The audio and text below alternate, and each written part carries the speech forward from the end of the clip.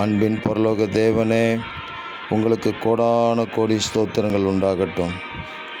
கடந்த 4 மாதங்கள் எங்களோடு கூட இருந்து அதிசயமாக எங்களை நடத்தி வந்த எல்லா கிருபைகளுக்காக உங்களுக்கு கோடான கோடி ஸ்தோத்திரங்கள்.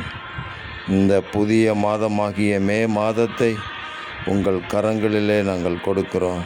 தேவரீர், இந்த மாதம் முழுவதும் உம்முடைய கிருபைகள் எங்களை சூழ்ந்து கொள்ளட்டும்.